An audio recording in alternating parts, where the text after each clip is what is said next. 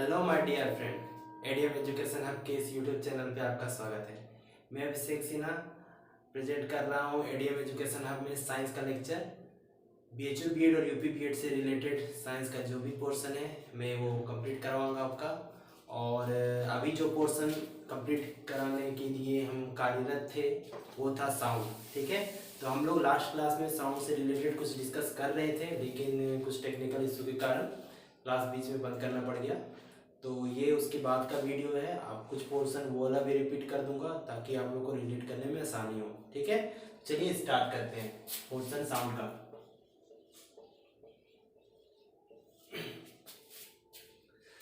Sound से related जैसे कि हम लोग सबसे पहला समझ गए थे कि ये एक मैकेनिकल वेव है ना, मैकेनिकल वेव है।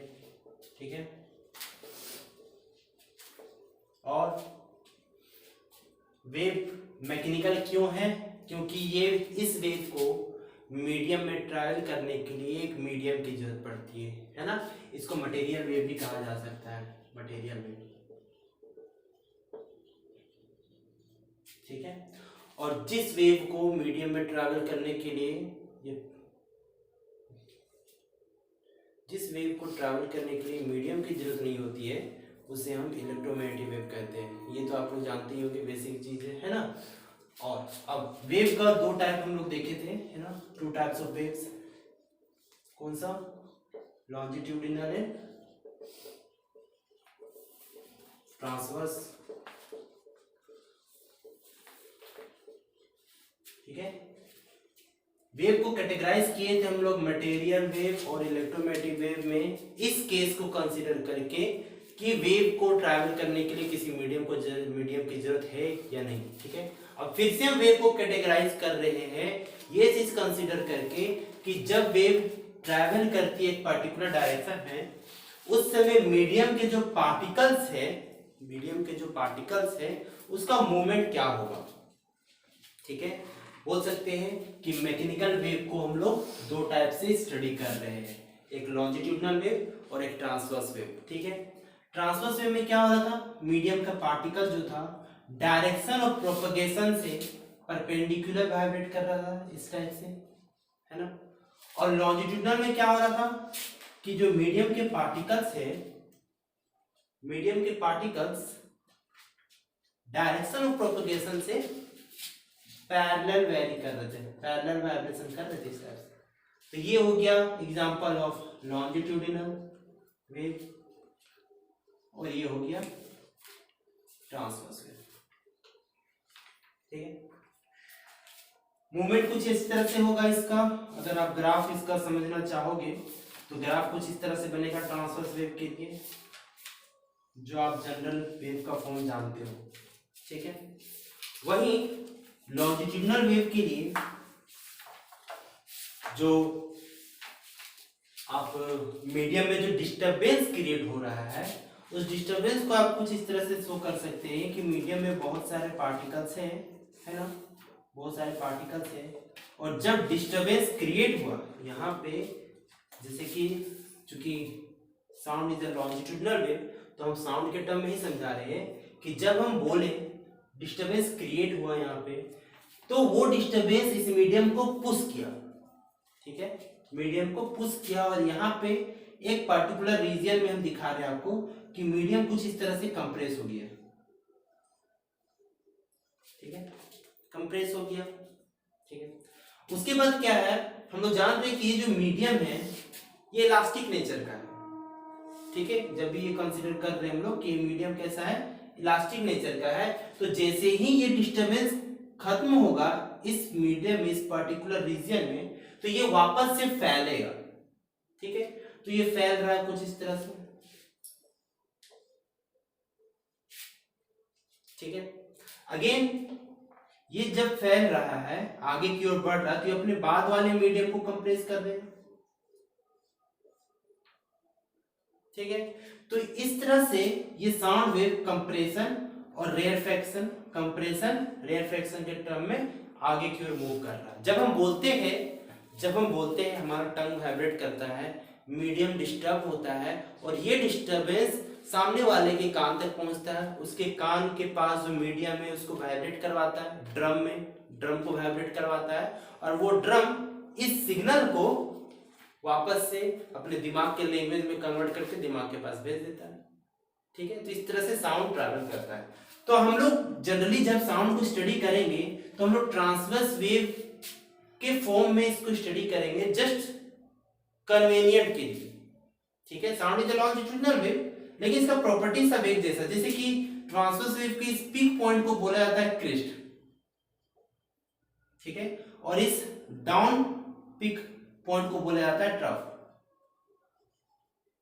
ठीक है, ये जो जीरो से शुरू हुआ, पीक में गया, फिर जीरो पे आया, फिर डाउन पीक पे गया और फिर जीरो पे आया, यहां से यहां तक इसको कहा जाता है एक वेव, वन वेव। इसको लैम्डा से डिनोट करते हैं।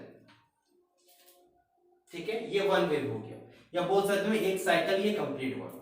ठीक है, सेम चीज हम इसको यहां से इससे भी रिलेट कर सकते हैं। ठीक है, यहां से शुरू हुआ, एक पिक कंप्लीट हुआ, ये कंप्रेशन का पोर्शन, उसके बाद ये पूरा रेयरफेक्शन का पोर्शन, उसके बाद फिर से कंप्रेशन का पोर्शन आ गया। ठीक है, तो ये भी एक वेव हुआ, वन वेव। और यहां पे ये जो क्रिस्ट है तो वो इस पॉइंट को कंसीडर करेंगे जहां पे कंप्रेशन सबसे ज्यादा होगा, प्रेशर सबसे ज्यादा होगा, ये क्रिस्ट का हो गया पॉइंट।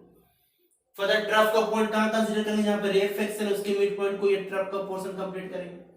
वापस ये क्रिस्ट ट्रफ, यहां पे क्रिस्ट ट्रफ ऐसे मूव करेंगे। ठीक है, तो हम लोग कंसीडर कर रहे हैं एक लॉन्जिट्यूडिनल वेव को स्टडी के लिए, इजी वे के लिए, कन्वीनियंट के लिए, एक ट्रांसवर्स वेव के टाइप से हम लोग समझने की कोशिश कर रहे हैं। ठीक है, सबसे पहला चीज वेव का वेलोसिटी। अब देखिए इंपॉर्टेंट टर्म यहां से शुरू हो रहा है, वेलोसिटी ऑफ वेव।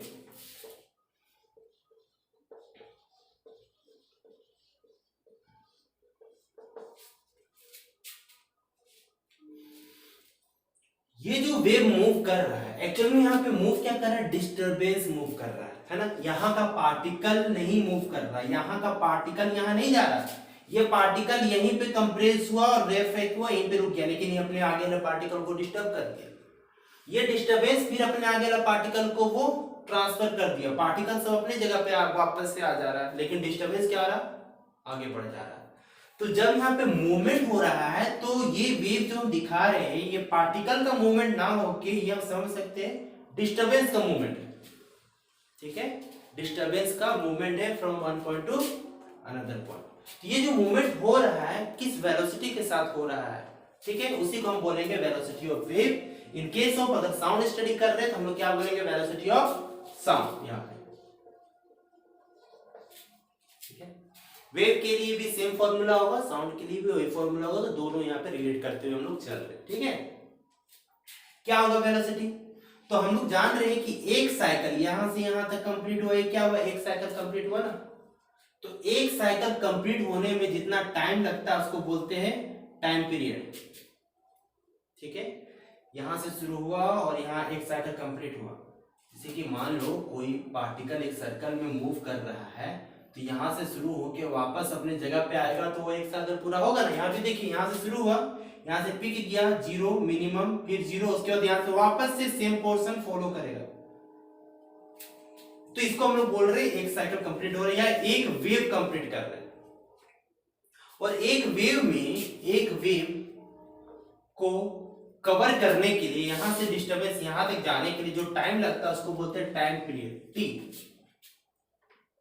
ठीक है, तो वेलोसिटी कैसे निकालेंगे हम लोग, वेलोसिटी क्या होता है, distance covered by, distance covered in unit time, distance covered in unit time. तो अगेन यहां से हम लोग कह सकते हैं कि टी टाइम में अगर लैम्डा डिस्टेंस कवर किया तो यूनिट टाइम में कितना डिस्टेंस कवर करेगा, लैम्डा बाय टी। ठीक है, टी टाइम में कितना डिस्टेंस कवर किया, लैम्डा, तो यूनिट टाइम में लैम्डा बाय टी, यानी कि वेलोसिटी क्या हो गया, वेवलेंथ बाय टाइम पीरियड। ठीक है, ये हो गया हमारा वेलोसिटी। अब एक रिलेशन आप लोग भी जानते हैं कि फ्रीक्वेंसी, फ्रीक्वेंसी क्या होता है, तो वेव 1 सेकेंड में कितना साइकिल कंप्लीट कर रहा है। अभी आए थे हम लोग टाइम पीरियड में कि एक साइकिल को कंप्लीट करने में कितना टाइम लग रहा है। अब हम बोल रहे हैं कि 1 सेकेंड का टाइम में कितना साइकिल कंप्लीट कर रहा है, दैट इज फ्रीक्वेंसी। जैसे कि यहाँ इससे रिलेट करके देखो, ये सर्कल में कोई पार्टिकल मूव कर रहा है, ठीक है। हम बोले कि यहां से शुरू हुआ और यहां तक गया, कितना टाइम लगा उसको डिनोट करें टी से, कैपिटल टी से। ये हो गया टाइम पीरियड, जितना टाइम लगा 1 साइकिल कंप्लीट करने में। अब हम बोल रहे हैं कि 1 सेकेंड में कितना बार कंप्लीट किया,